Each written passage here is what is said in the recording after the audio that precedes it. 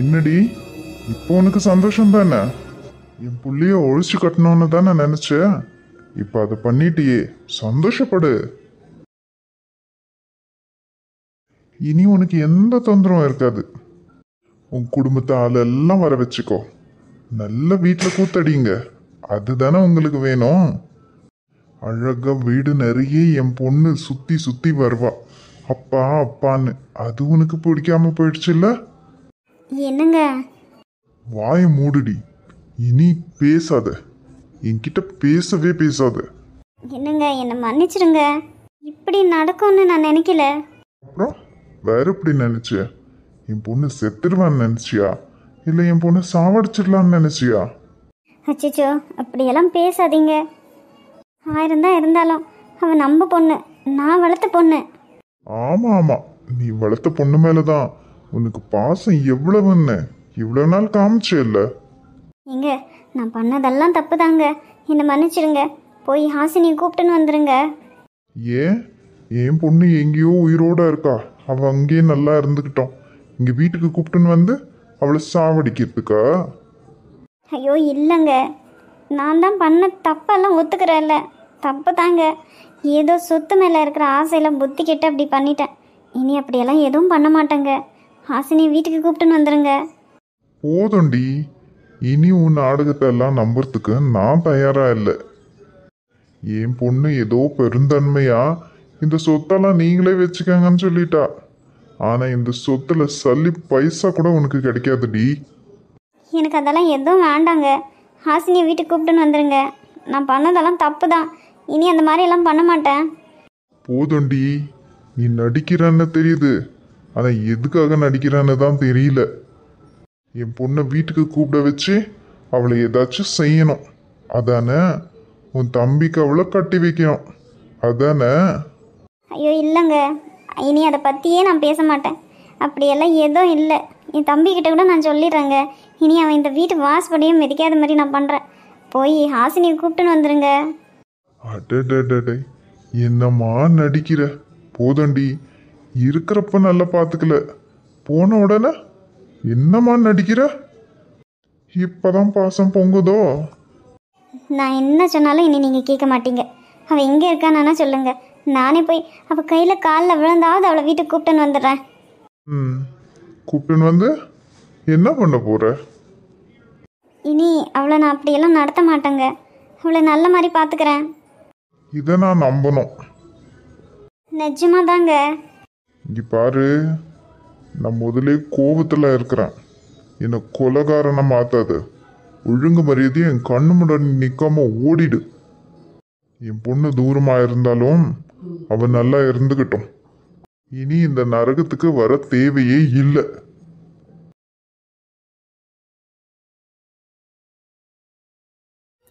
அப்பா வீட்டில் போய் சித்திக்கிட்ட சண்டை போட போகிறாரோ என்னன்னு தெரியல. 2 பேரும் சந்தோஷமாக இருந்தா அதே எனக்கு போதும். அட, இந்த குழப்பத்தில் நான் கனியவே மறந்துட்டேன். ஃபஸ்ட்டு அவளுக்கு ஃபோன் பண்ணி நான் வீட்டில் இல்லைன்னு இன்ஃபார்ம் பண்ணணும். இல்லைன்னா என்னை தேடி அங்கே போயிடுவா பாவம். அப்புறமா சித்திக்கிட்ட அவள் தான் திட்டு வாங்கணும்.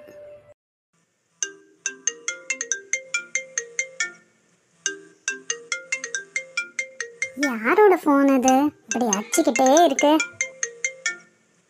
கனி, கனி, இங்க பாரு, உன் ஃபோன் அடிச்சுக்கிட்டே இருக்கு, வந்து எடு. என்னம்மா, எதுக்கு இப்போ எப்படி கத்தின்னு இருக்கீங்க? ஃபோன் ரிங் ஆனால் உங்களுக்கு எடுக்க முடியாதா? நீங்கள் எடுத்து பேசினா என்னவா? அது எப்படி எடுக்கணும்னாலாம் எனக்கு தெரியாதம்மா, நீயே பேசு போ. என்னம்மா, இந்த காலத்தில் இப்படி இருக்கவாங்களா என்ன? ஒரு ஃபோன் அட்டன் பண்ண வராதம்மா. சின்ன குழந்தைக்கு கூட ஃபோனில் இருக்கிற எல்லா விஷயமும் தெரியுது, உனக்கு இன்னும் தெரியல. கற்றுக்கன்னா அதுவும் கற்றுக்க மாட்டேன்ற. ஆமாடி, அது ஒன்று தான் மிச்சம் நான் கற்றுக்க வேண்டியது. ஒழுங்கு மரியாதையா என்ன கற்றுக்கன்னு சொல்கிறத விட்டுட்டு நீ வீட்டு வேலையெல்லாம் கற்றுக்கோ, அதுதான் உனக்கு நல்லது. இந்த காலத்து பசங்க எப்போ பாரு ஃபோனும் கையுமா இருக்க வேண்டியது தான். இதெல்லாம் இவ என்ன வேற கற்றுக்க சொல்கிறா? என்ன இது, புது நம்பரா இருக்கே, யாரா இருக்கும்? ஹலோ, யாரு? ஹலோ கனி, நான் தான் ஹாசினி பேசுகிறேன்.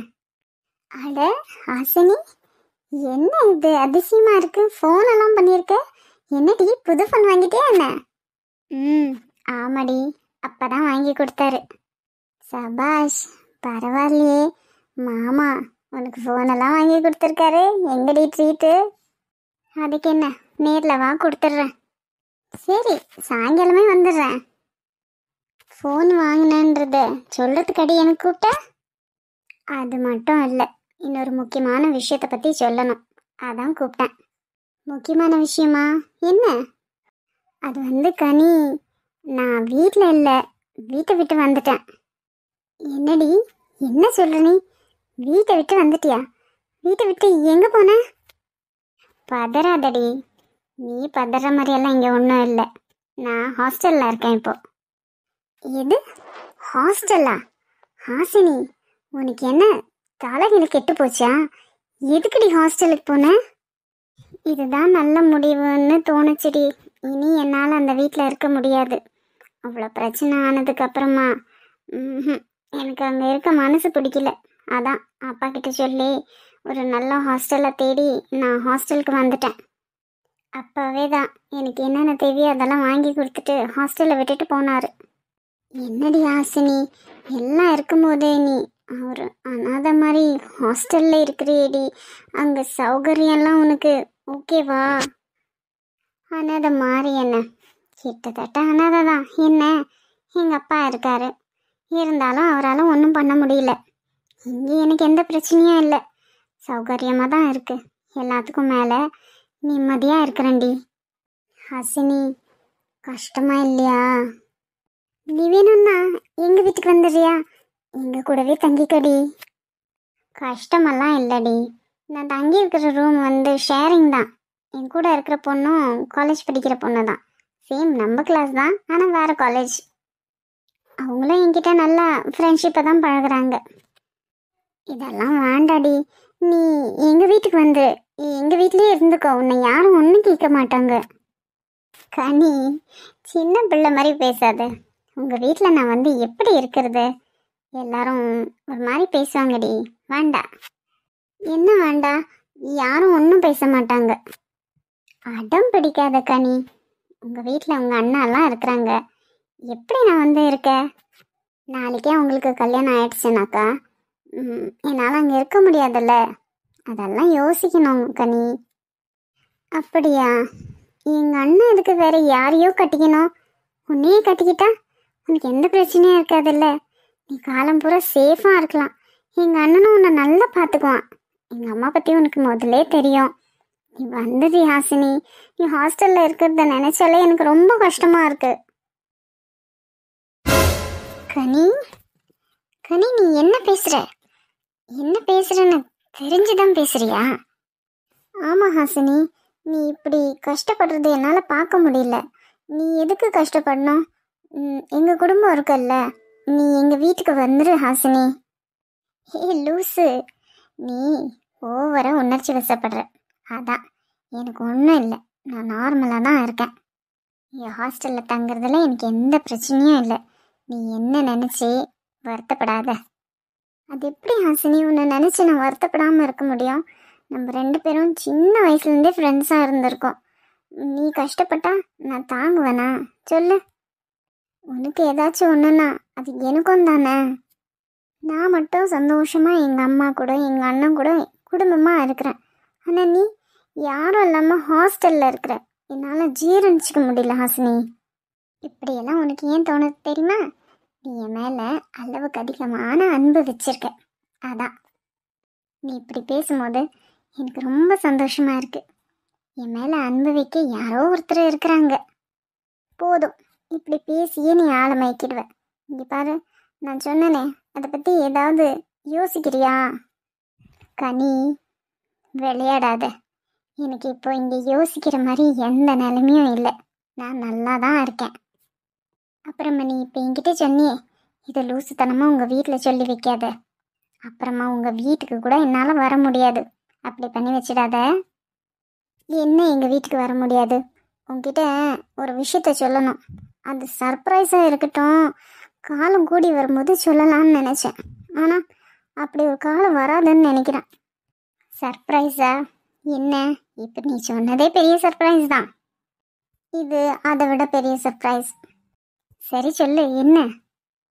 அது வந்து எங்க அண்ணா உன்னை விரும்புறாரு ஹாசினி.